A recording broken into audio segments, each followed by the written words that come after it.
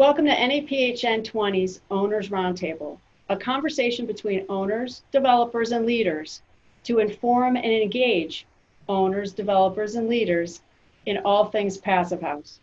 This is our third Owners Roundtable session. Our first session started with the question, why choose Passive House? And we talked about an analogy of walking around a pool and deciding to jump in.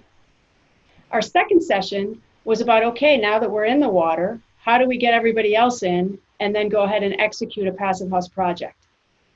This session is going to consider what we do in operations. So once we've established and we've certified a Passive House, we've done everything we need to do to get to performance, how do we know we're performing? How do we know we're reaching those goals in operations? I'm Beth Eckenrode, and I'm with the OROS Group, and I'll facilitate today's discussion. I'm super excited to introduce our panelists today. Alex Kaplan.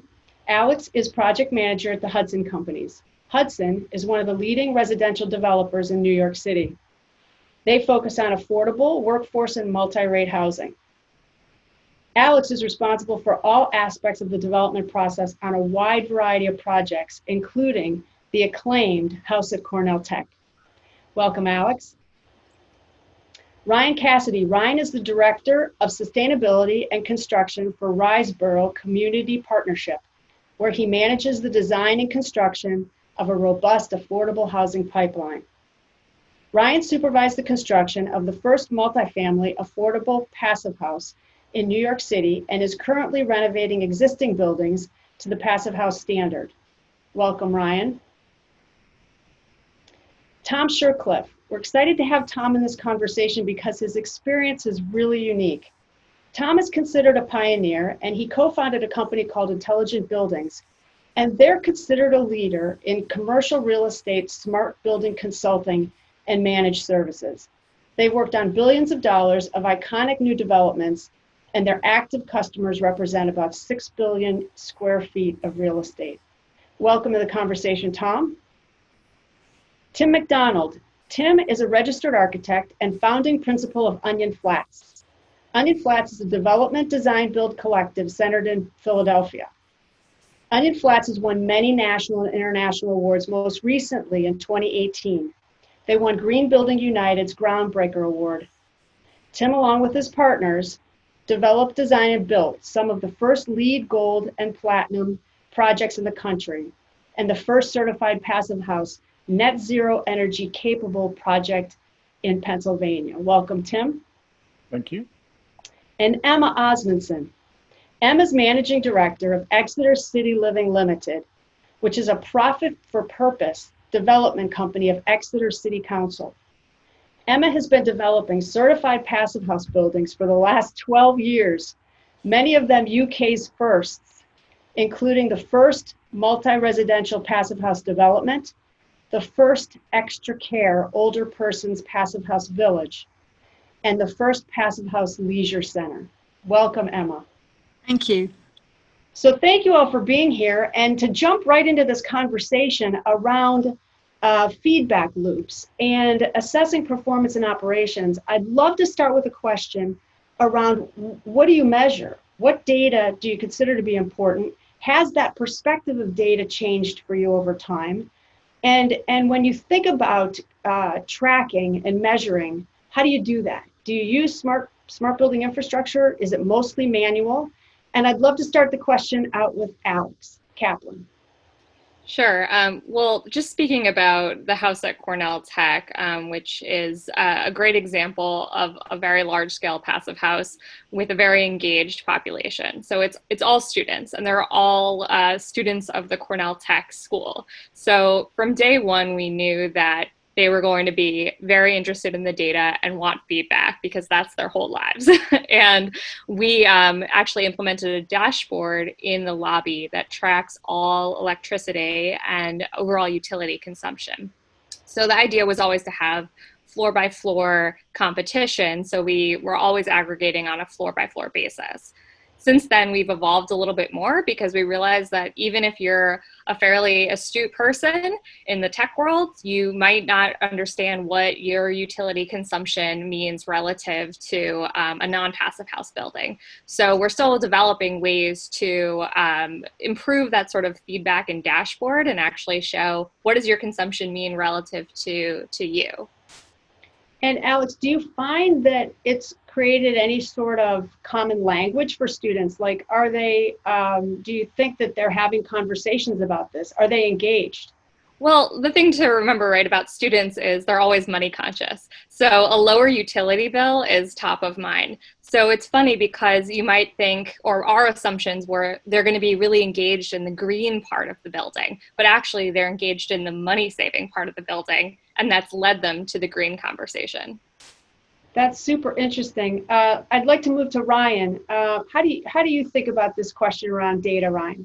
Well, it's we definitely have a little bit of a different tenant population than Alex described. So our population is coming out of affordable housing, a lot of seniors, people that may be less tech savvy than that tenant group that Alex just described. But I think our goal was really to drill down and try to measure everything and learn as much as possible that we could from each of our new buildings and to build that knowledge base as we go. And so as we've done that, it's been, our main challenge has been how to share that with tenants or describe it to tenants and third-party stakeholders. That's great, thank you. Emma, you've seen buildings, you've now done this enough over a long enough time. How have you changed in your expectations around performance and operations and being able to provide that kind of input? Okay, I would say as an early pioneer of Passive House, kind of monitoring and data collection was critically important in our earlier projects, particularly as we were kind of UK firsts. So our earlier projects had a lot of monitoring equipment built into them, looking at not just kind of the energy efficiencies, but actually how the buildings were performing in terms of thermal comfort, level of humidity, acoustic comfort. So we hardwired a lot of hard monitoring equipment, as well as undertaking quite a lot of soft monitoring. So we were interested in terms of getting feedback of how our residents felt and used their homes. And that has played a really important role in informing our future generations of passive house buildings. So I would say we monitor far less now because we have 12 years of tried and tested passive house homes that perform. And we've been able to refine the feedback learning loops on each and every project to just get better and better. So now I would say our new homes probably overperform, and that's a great position to be in. Tim McDonald, with regard to front flats, how did you all think about data and performance? Because that's a super unique project. Maybe you could give a little overview of that.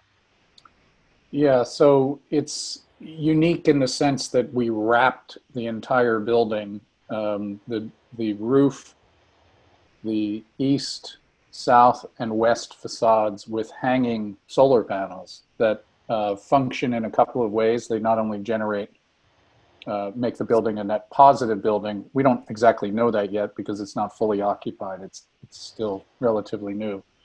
But not only get it to net positive, but it's also a shading device. They're hanging off the walls by about 24 inches. So it's shading in the summer as well. You know, it's our latest project, so we've had several attempts at monitoring in the past. What we're mostly interested in, this is market rate stuff. This is not subsidized affordable housing. But one of the things we decided on the project before this was to only have 1 meter for our buildings. And so we build utilities into the rent. And we incentivize our tenants by giving them what we essentially call a bank account. So it's about $40 a month. And if they go over that bank account in energy, then we charge them at the end of their lease by raising their lease. And that's built into their lease because we're not a utility. We're not allowed to actually charge them specifically for utilities. And so we're monitoring less now. We used to monitor every single circuit in every single apartment, which was kind of insane because just the management of that data alone, we found we weren't managing it, frankly. And so now with this centralized meter, 1 meter, and then we're monitoring just the energy consumption within each apartment. And the unique thing about Front Flats is that it's all decentralized systems.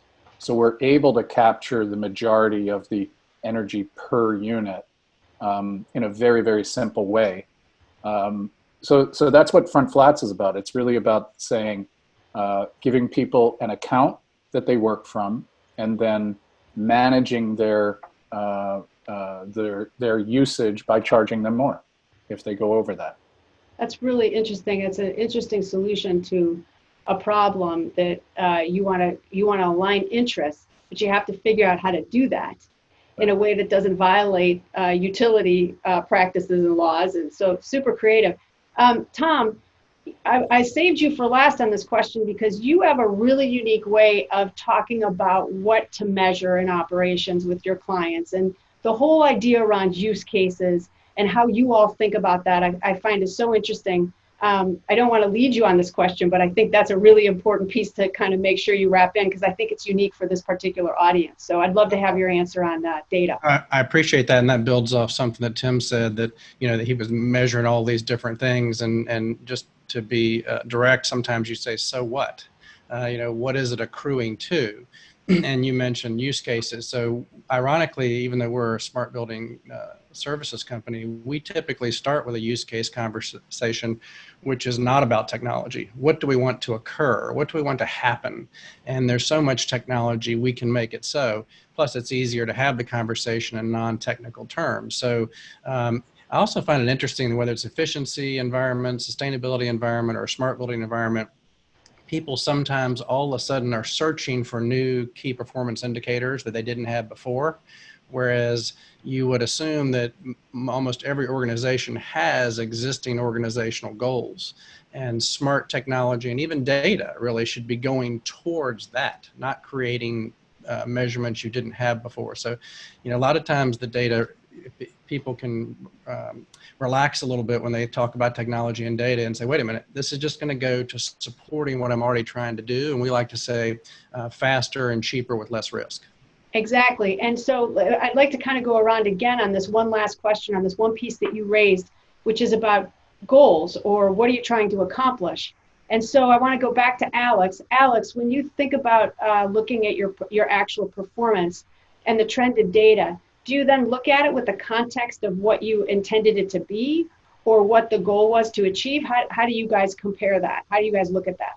Yeah, absolutely. I mean, there's a lot of eyes on the project. It's also was the first completed project that the Hudson companies did that was Passive House.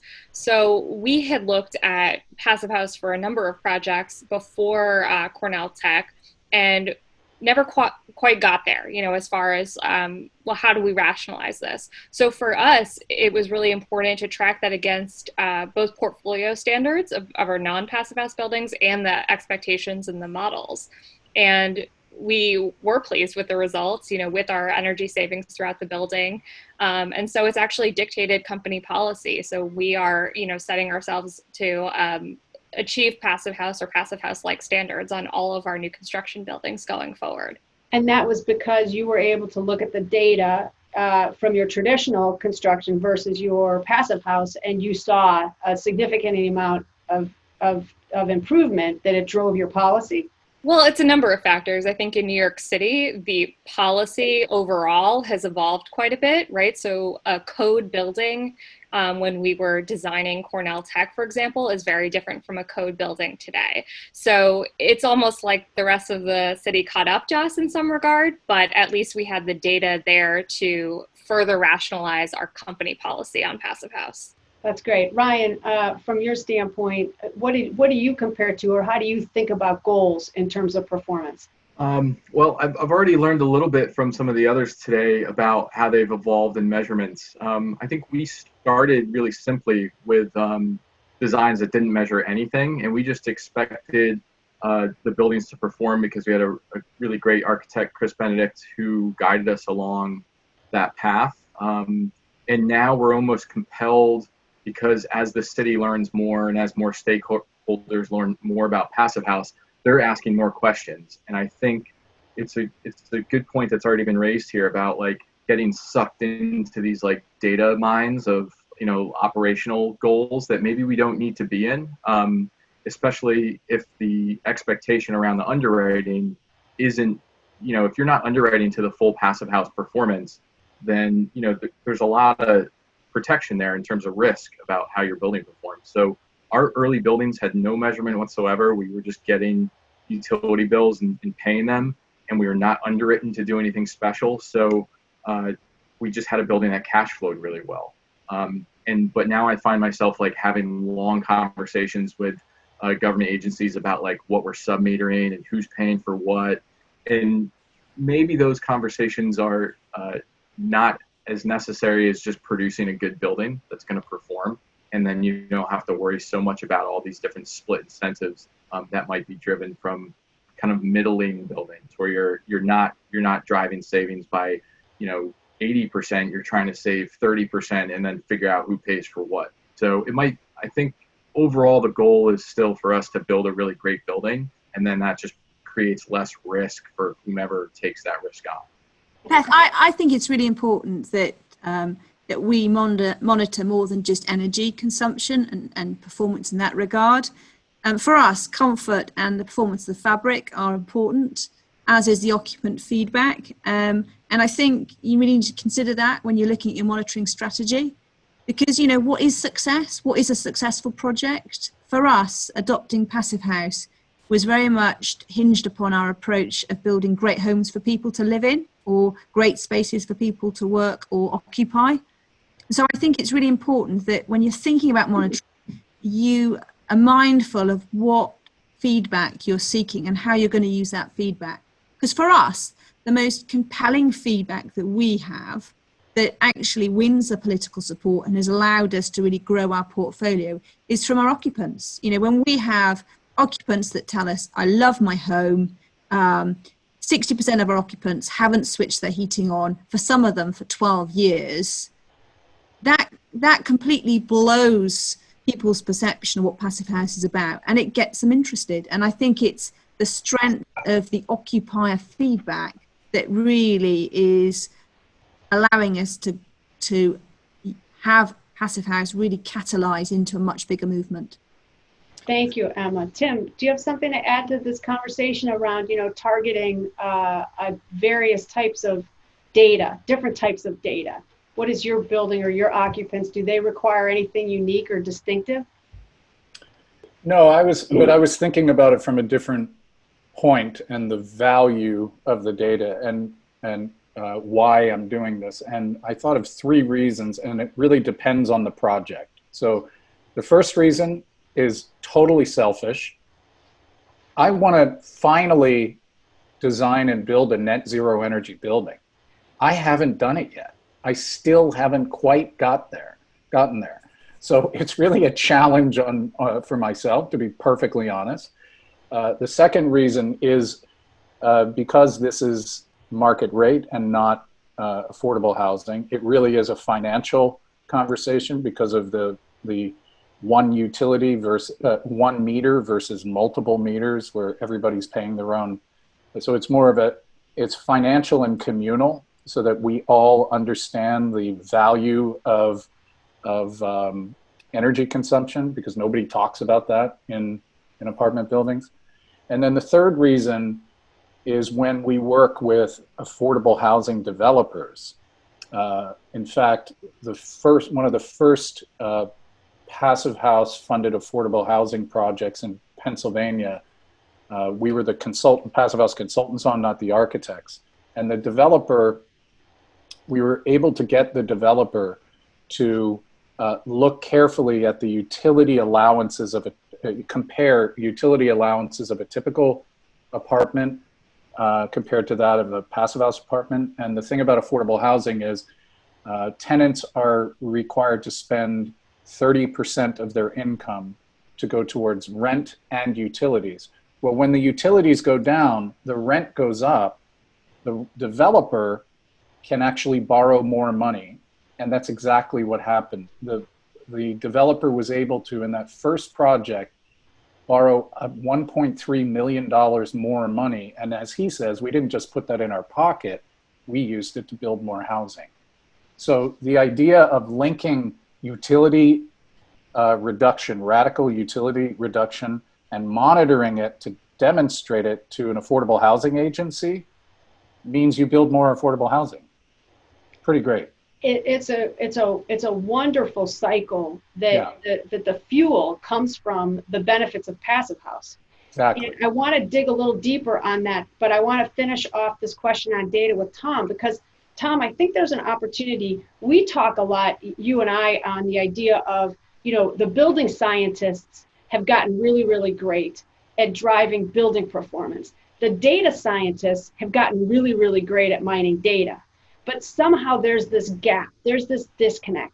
So when we think about the macro trends of driving towards this evidence-based performance, just in terms of smart buildings and smart building infrastructure, what are the challenges facing some of these developers, especially of existing buildings when, and I know Ryan, you do some EnterFit work on existing buildings, when developers are thinking about trying to get from, a leaky old building to the building science of EnterFit, how should they think about the data science? What are the challenges, Tom, in trying to pull the data together?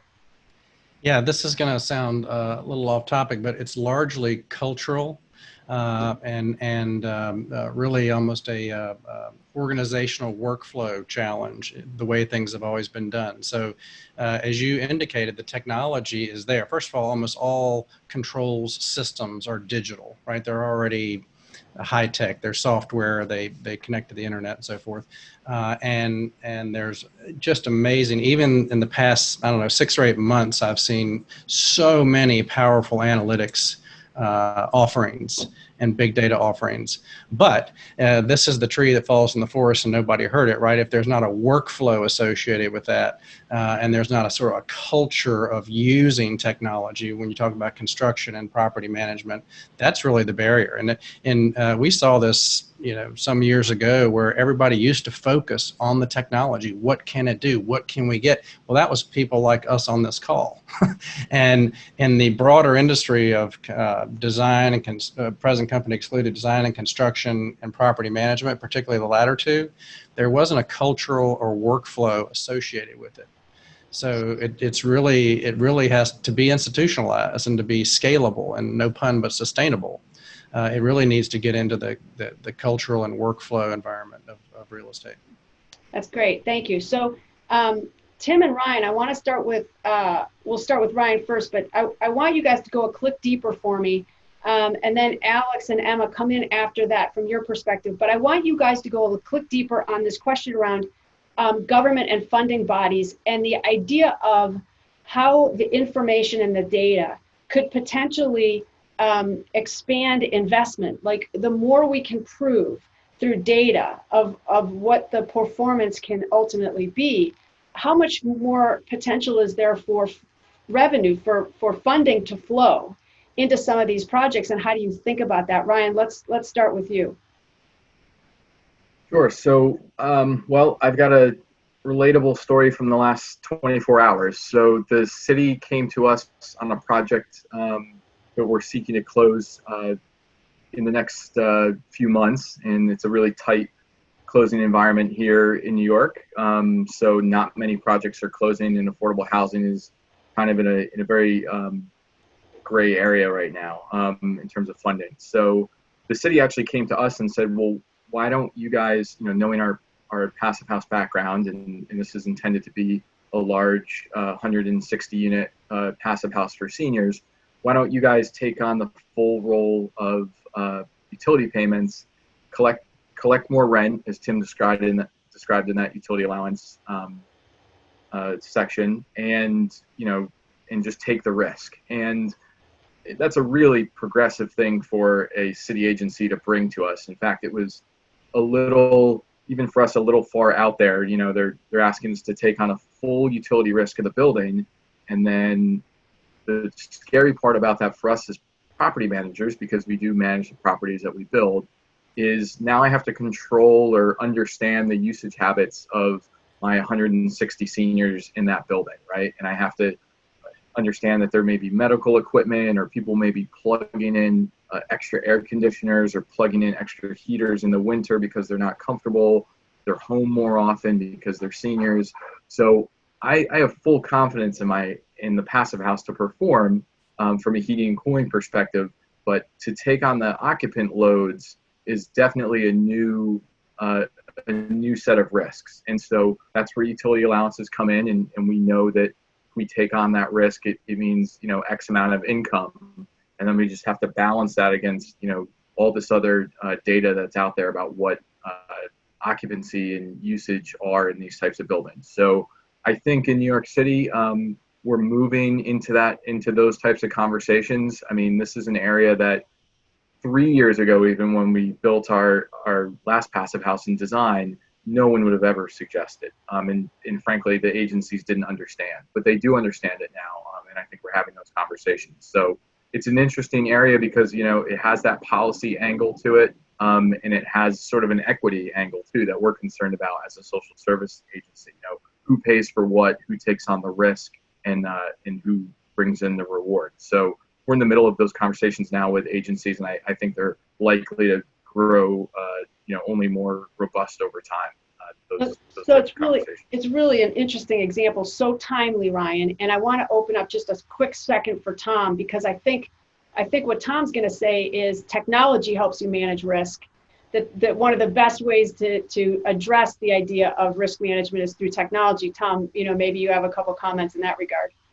Yeah, well, I mean, I think we all know this, but for the audience, I want to emphasize that in just about any kind of real estate development, risk is king. Almost everything else is second, even with the best intentions. So I think you're exactly right. We start thinking from the very beginning about how we're going to manage risk, certainly in an ongoing property management type of environment, and that goes all the way down into the details of how a contractor sets up and configures their HVAC system. What is their backup schedule? Are they keeping complex passwords? Do they keep the software up to date from the manufacturer? These little things, because it can be as serious as life safety, or maybe a step down into using that network to get to something else that's bad. Could be brand damage. Could be could be just a performance inhibitor if you're not able to get in there and see the data and manage the system. The things that we talked about earlier can be impossible, or all the way to operational, shutdown. That's great, thank you. And Tim, you were talking earlier about investment. Do you think foundations in particular, or agencies, funding agencies, do you think the more information they see and the more data that is compelling will cause more and more flows to come into projects like these? I do, but I want to make a really clear distinction between affordable housing and how it gets funded versus institutional funding, typical conventional market rate funding. And we're speaking about housing, right? They're fundamentally different, and your question is directly connected to an initiative that I started with a group of people in 2014, specifically focused on the affordable housing world, because what I find is there is not enough data out there to change the market rate world as much as there is to change the affordable housing world. Interesting. So why? Because the way affordable housing gets funded is through competition. That's not the way market rate housing gets funded. It's competition. It's through tax credits. And there aren't enough tax credits to go around. And every state has a funding agency that delivers these tax credits every year. And about 2/3 of the developers that apply for that funding don't get funded. That means serious competition. Well, who wins? Who wins the funding? The one with the most points. because these application processes are point-based. And very often in every state, there's an energy efficiency set of points. And so we convinced an affordable housing agency in PA, Pennsylvania Housing Finance Agency, to just simply add more points, 10 more points, if optional points, if developers went after Passive House. No developer understood they didn't know what Passive House was, and yet more than 30% of the applicants took the Passive House points. And so we call it nudging the industry in that direction. They weren't happy about it, let me be clear. They were, in a sense, not being nudged, being forced, because if they didn't choose those points, somebody else would choose those points. So the problem, though, or the great thing about PHFA, Pennsylvania, was that they were willing to take this on. I went to 39 other states. They said, we need data. We need data to back this up. We need to know whether this actually works.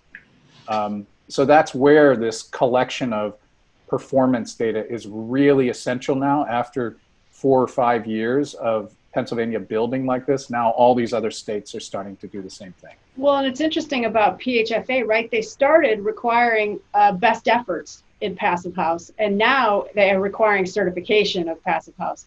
So Correct. As people got more experience, they made it more, they gave it more meat, more of a hook to have to deliver that performance. So Emma, in Exeter, how does Exeter City Council think about this notion of investment and performance? Because, I mean, you've been doing it for a while now, so you may be past that experience curve, but go back to where maybe when you weren't. Yeah, I think for us, Passive House is the business case. We take a triple bottom line approach to all our developments, whether they're open market sale, affordable housing, or a commercial property. So, and increasingly I'm finding that funders are more interested in developments that can offer triple bottom line outcomes. So we want basically buildings that are environmentally responsible, while Passive House ticks the box. We want homes that are socially responsible, or buildings that are socially responsible, that are looking at the health benefits and the welfare benefits of those people that occupy them or utilize those buildings. And we want buildings that are financially responsible. And, you know, Passive House doesn't need to be expensive. There doesn't need to be a premium for Passive House. So when you combine those triple bottom line outcomes, well, Passive House can deliver all three of them. And, you know, money talks louder than energy outcomes or performance data. So if by adopting a Passive House approach, then it shouts the loudest. And for our finance directors, and given that we've got the credibility of 12 years of experience and the data to support the performance of Passive House, now it's a centerpiece of all our business cases for all our buildings. It's just some clients are less sophisticated than others. But if you include your finance directors, they'll get Passive House far quicker than perhaps your facilities managers and operational managers. Well, and I think with your experience, and I've heard you say this before, that if you believe the project's going to cost more as a Passive House project, it invariably will. But you've broken through that curve, right? You've broken through that to now you've equilibrated it to basically say it really shouldn't. No, and a lot of that, again, comes out of monitoring. So I talked about it a bit earlier. We talk about, we monitor the performance of how we're building. We monitor the performance of the fabric. And so we're on our sort of 5th and 6th generation of Passive House now. And we've changed the techniques that we use. We've changed the type of construction. And, you know, we've really relied on those feedback learning loops, not just from our occupiers and what they feel about their homes, but from our constructors, from our project consultancy teams. So they've really helped us become a lot more sophisticated to upscale Passive House and deliver it in a much more cost-effective manner. That's great, thank you. And I want to take a slightly different pivot on that, Alex, and talk about New York City. And how does Hudson Companies think about the idea of performance in an environment where New York is pretty much declared? Performance matters. I mean, you can no longer say, oh, shoot, we tried. Like there are some objectives in New York. So how does Hudson Group think about that? That's a great question. But first, I just want to say that I completely agree with all of my colleagues on this call. And I just wanted to point one thing out that I think is very interesting, because we're talking about stakeholders. We're talking about the people doing and building Passive House. We're talking about the governments. But I think what's going to shift, and you're going to see a shift with actual people and their view on Passive House. So I heard a great statistic that was between 2004 and 2014, average utility costs for a household in the US went up 39%, but income growth went up 0.9%. So with all of the eyes opened to people facing injustice and all of the things going on in the various political movements that we see outside of our windows every day, I think you're going to see a real shift to how energy is involved in this. And I couldn't agree more with Emma's comments on the triple bottom line approach. And I think you're going to see residents and users seeing that more. And that's pretty much, I mean, Hudson Companies, we think of these things in a triple bottom line lens as well. So it's not just we have affordable and we have market rate. And so like Ryan said, we are pretty much in the same boat of needing to, we're ticking the boxes and responding to RFPs and meeting Passive House standards, but not just because we want to tick the box, but because those are our standards internally. But we're also trying to make those cases to the government stakeholders that are financing our projects that this is just really the way to go. Passive House is the way to go. That's great, thank you. I want to take what Alex and Emma were just talking about in terms of the triple bottom line, and I want to expand the conversation beyond energy. I want to talk for a minute about indoor air quality. Coming out of COVID-19, do you see expectations changing? Do you anticipate that your residents are going to also have as much interest in indoor air quality as they do in energy? And if so, how do you plan on taking that on or thinking about that? Because of course, as we all know, amongst, our little insider group of Passive House people, the results of Passive House from an indoor air quality are every bit as compelling as the results in energy. So, Emma, I'd love to start with you on the question of indoor air quality. Absolutely.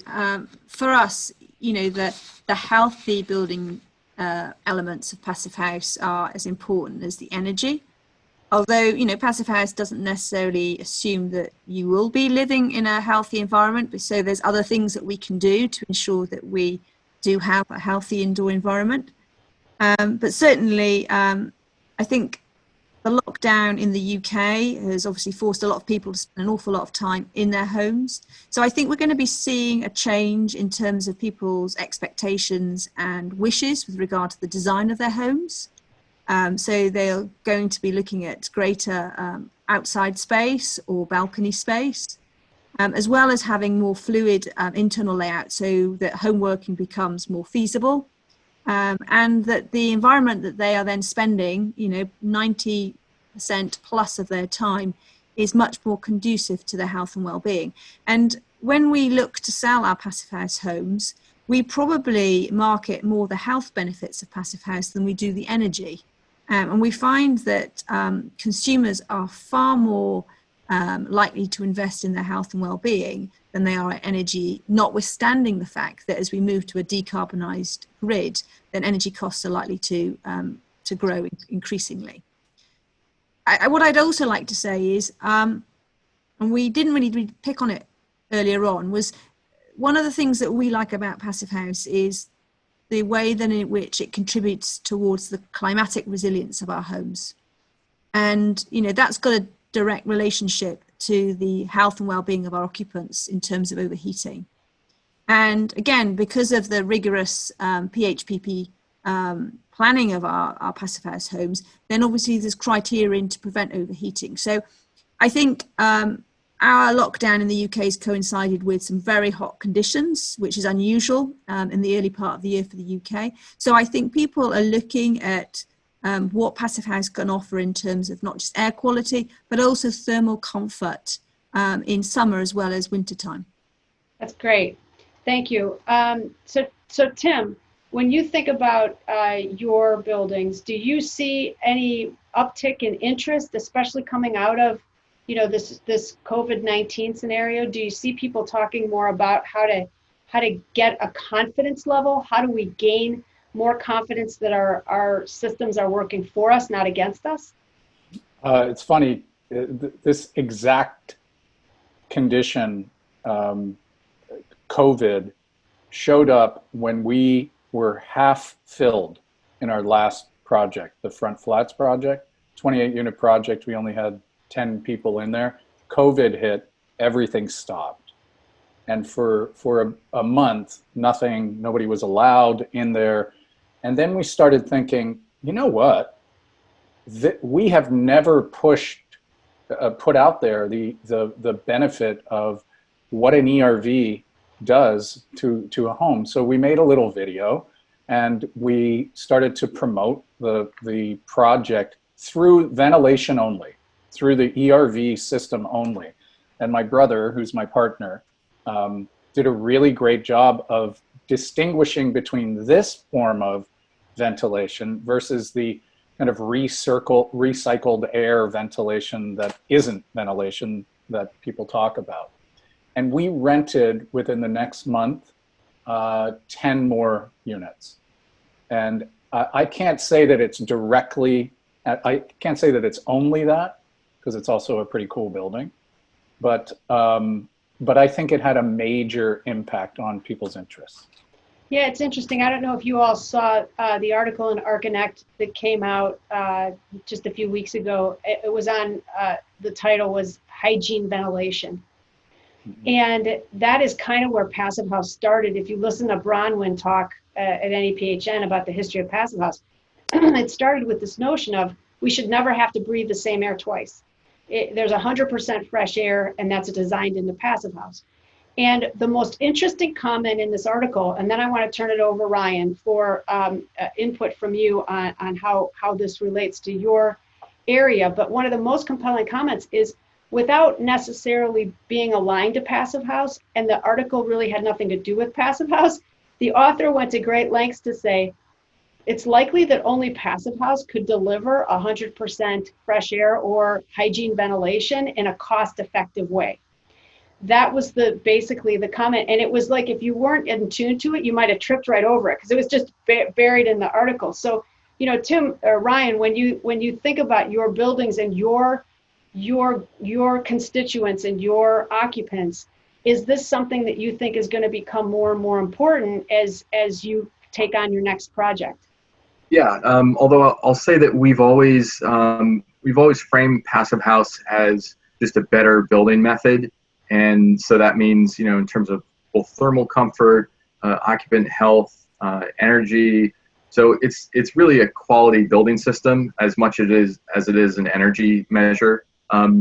So yeah, one of the outputs of a quality building is that if you've got controlled ventilation, you know, you're providing fresh air to all your tenants all the time.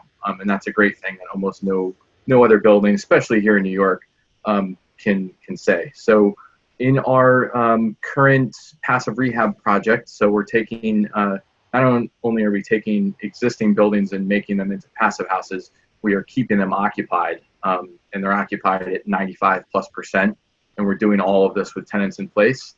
So it's a challenge just in terms of means and methods, but we are definitely, we started an indoor air quality study a year ago that was more focused on the change from gas combustion stoves to electric stoves, which is a big change here in New York, and then gas combustion equipment in the building, making buildings all electric.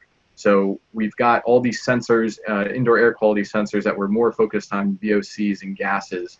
I mean, we're not really focused on like a viral, any kind of like viral load.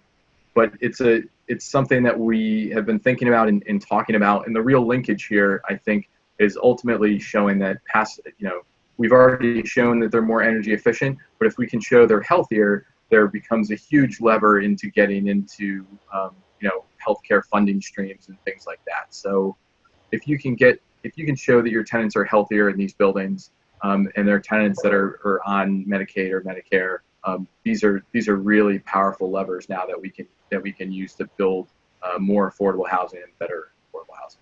That's great. Alex, you want to have the conversation?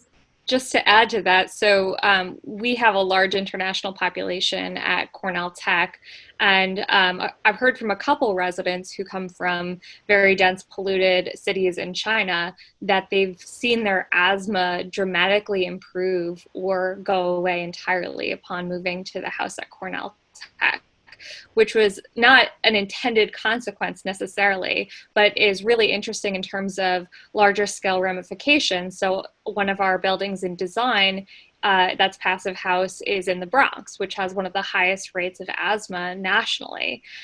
So I think that especially COVID will shed a light on this, but once there is more of a full understanding of all of the public health impacts and results from living in passive house, you're going to see a broader shift. Well, what an interesting contrast for you at a university, because I believe, just based on what I've heard, you know, it seems like half the country from a university standpoint is dealing with mold in these old dorms that haven't been invested in forever. And you've got people trying to figure out how to fix it. And, you know, between the 5 panelists and maybe a little bit of extra guidance or oomph from me, we could have the problem fixed. It means you start with an enter-fit strategy and you add in some smart building technology and you baseline your building. I mean, we could have the whole thing done right here. But what an interesting contrast for you, Alex, in that, you know, you're being able to bring to these students just a much better environment. Yeah, I want to comment too that we started out a while ago talking about how risk was an important driver, and I would say that for what we've seen with our customers, the conversation's gone, this is subtle, but from health and wellness to public health. So, right, the subtle difference is health and wellness is making myself a little bit better. Public health is don't make it worse. And that's been a much stronger driver. For example, not only with indoor air quality, but even things like Legionella in the water, either potable or processed water. Legionella and COVID, there's no returning from that combination if you get those. So the public health, not just the health and wellness, is driving immediate awareness, but also immediate action, but also just awareness of what else can go wrong with me in terms of environmental, not the environment, but environmental conditions in the building. And I think that's been very interesting. I mean, many more talks of sensors and monitoring in both water and air. Well, and I would, if you could, you know, just at a really high level, Tom, maybe give people an idea of the whole idea around a single pane of glass, because, you know, there's a problem with having all of these different networks that all come in to do discrete things in a building. And then how, as an owner, are you to get your arms around all of this, you know, all of this data when you have these disparate systems? Can you talk just at a really high level on that issue?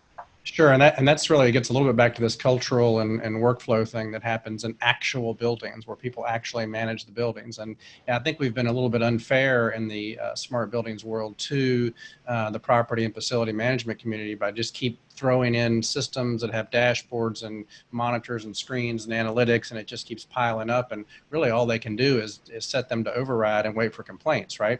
So your point of a single pane of glass is to try to get first of all, as many things in one place as we can, and then try to reduce the number of things that I'm looking at. You can do that with automation and those kind of things. But it's really, this is a terrible cliche, but it's like what computers used to be, right? With lines of DOS code. Then it was a little bit better with the Windows environment. Then we got too many things to look at. And now there are 3 or 4 key things that we look at on a screen and get through our workday. That's the same for building management. So the single pane of glass is try to reduce the screens and places they have to look. So let's start with you and take that to another click down. So when your clients bring in, you know, their use cases, and then you develop an approach for them based on their use cases and what they want to measure. You talked earlier about culture, and there's a culture from a building and facilities management standpoint on how to manage these buildings differently. Because in as much as a lot of times building managers spent all their time trying to find problems, technology should help them elevate up to be able to solve problems. But this is a whole cultural issue. So Tom, with your clients, how do you guys help with the whole education process? Yeah, there are two things you have to do. One is you have to align to the highest purpose of the organization, period, or at some point the wheels are going to come off. And then the other piece is you have to be respectful and courteous to all of those in the value chain that have to implement that. So you've got to speak to the highest levels of the organization that we're going to help get the organization there. That'll give you that constant top-down support. However, in implementing it, you've got to be, again, empathetic and courteous and understand how people's day jobs actually go. And if you do those two things, you will get there. You can't just do it it can't be a science experiment, and it can't be a consulting theory. That's great, Tom. I appreciate the input. It's a little along what Ryan was saying earlier about the importance of aligning interests. Everybody has to kind of be reading from the same script and aligned on the same key points. Emma, from your standpoint, how do you think about education and getting people to understand what it means to manage a passive house? Oh, I think for us, the success of a lot of our passive house projects is completely embedded in education. So from a facilities management viewpoint, we actually engage with our facilities managers during the design process for each project so that they really understand, as Tom talked about, the culture of what we're seeking to achieve, but they also understand the physics of passive house. And I think by involving them very early on, they get the passive house bug. They're actually very interested. They maintain a degree of curiosity. And then, invariably what we've found is as we've adopted passive house for all our new build, actually the level of intervention from facilities managers is diminished. So the great thing about passive house is it kind of works with minimal intervention. So when we first started passive house building 12 years ago, we spent a huge amount of time educating our occupiers and our residents on what they shouldn't and shouldn't do. We do virtually nothing now because passive house is really intuitive for our residents. They very quickly realize, when they need to open their window or when they don't. So I think there's a lot of myths behind passive house and how people need to live differently, how they need to care and maintain the buildings differently. Our experience has showed that less is more. It needs less maintenance, less care. Okay, it needs changing a filter perhaps every 6 months, but even our residents can do that themselves. And residents learn really quickly. And so because it's much more intuitive, it's best just to let people experience the quality and the performance of passive house themselves, and they quickly adapt, very, very quickly. That's great. And then before we go on to our final and last question, Alex, I would love to hear, you talked in the beginning about the dashboard that you have and the engagement that allows with the occupants of the building. Has that been beneficial to teach? Have you used that to teach, and has it been helpful to get people to another level of understanding of what the building is actually doing? Like I said earlier, I think what we learned is that you have to make the numbers and the data points relative and meaningful.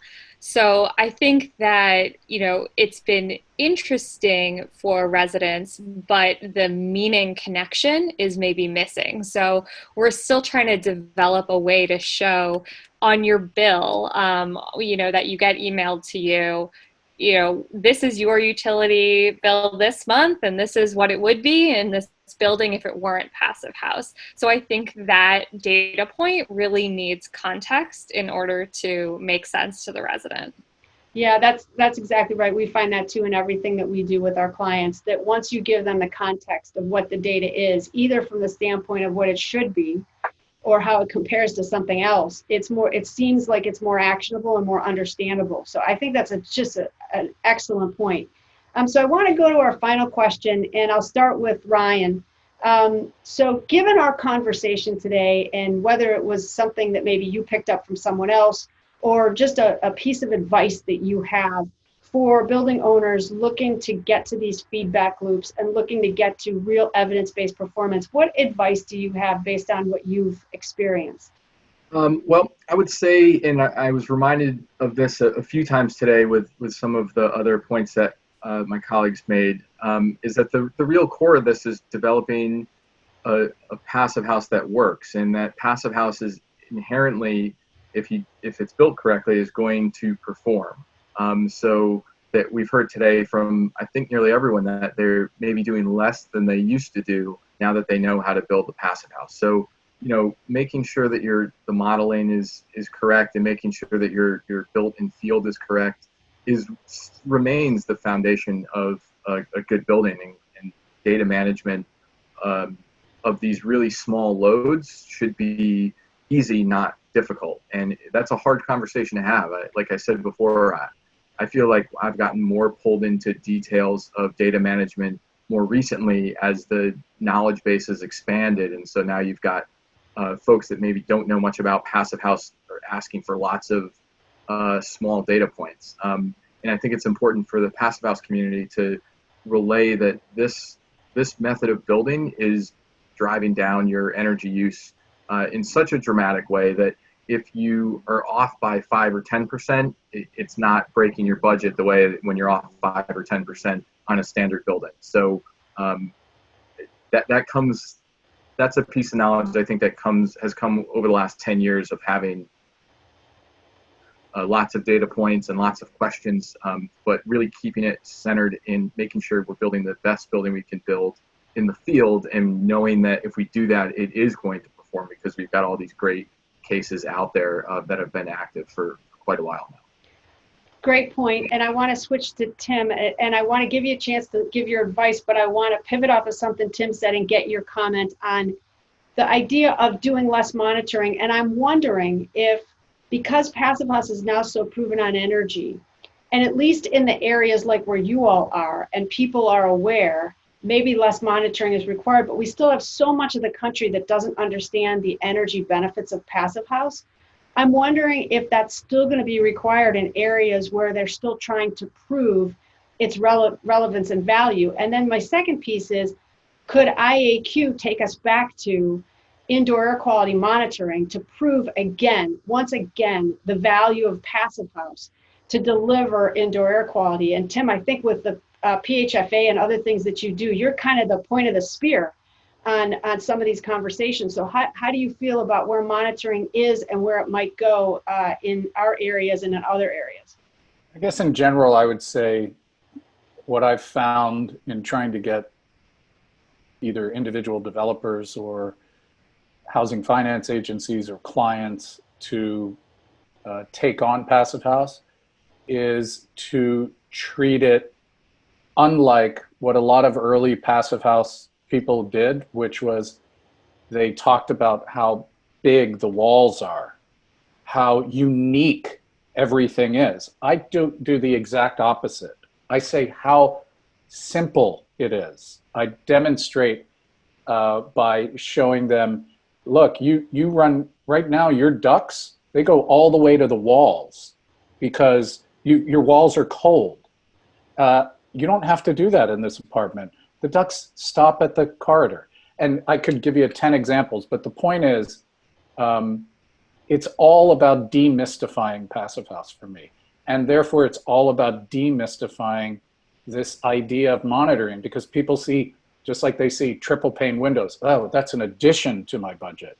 Monitoring, that's an addition to my budget. No, I'll show you why it's actually reducing your budget, because I distinguish between metering versus monitoring. If you only have 1 meter for your building, you've got to monitor. You have to, you're not going to meter everybody, but you effectively are metering people when you're monitoring them. So of course you have to build the ability, the technology into your building. You've saved a lot of money on not putting in, and space, not putting in all these meters. Well, of course you've got to know what your tenants are consuming. So the basic principle is keep it extremely simple.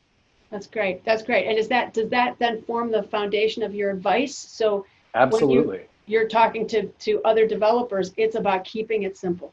Yes. That's great. Emma? With Passive House, it's so much more than just monitoring. It's kind of physics performance.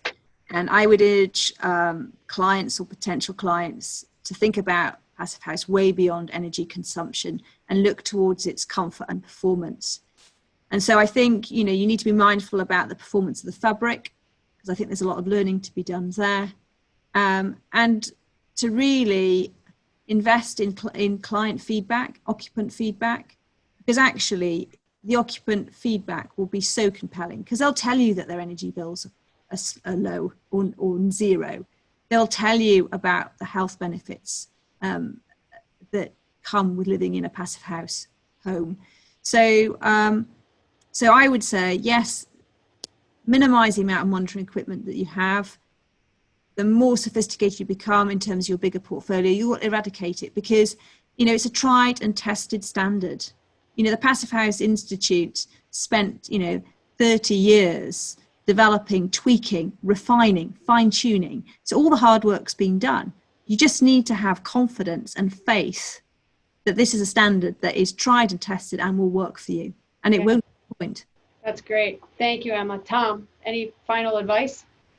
Yeah, I would following the theme Tim said about simplicity is that if data is intimidating to you, at least start by the Hippocratic Oath. First, do no harm to getting the data. So get non-proprietary systems, think a little bit about cybersecurity and how you're going to eventually collect that data and get, so non-proprietary and secure, at least you've enabled yourself. So as you want more data later or find out more things to do with it, you have, you've allowed that. That's great. Thank you. Alex. I think I just want to echo everyone else here and just say that, you know, you can get into analysis paralysis all you want, but when thinking about Passive House, it's important to think about the cost of not doing it at this point, both monetarily and, you know, beyond that. And I think that once you start thinking about all of the benefits globally, it becomes a fairly straightforward choice. That's great. Thank you all very much. Just to wrap up, I thought the comment that Tim made on demystifying Passive House is a foundational way to wrap up our entire conversation today, which is really that from a design and building science standpoint, we should demystify and make it simple. From a construction standpoint, the same thing, demystify, make it simple. And from a financial standpoint, even when it comes to data and the monitoring and measuring, keep it simple. And I think Tom's point about the technology exists today to do all of this. We can even further reduce the risk of taking on Passive House by using some of the data that we have and that we're sharing as a community more and more every day. So thank you very much. You guys are the anchor leg. You made the last run on this Owners Roundtable, the first ever NAPHN Owners Roundtable. And I'm super proud of today's work and really appreciate your time and thoughtful responses and discussion today. It was just unbelievable. So thank you very much. Thanks, Beth. Thank you. Thank you.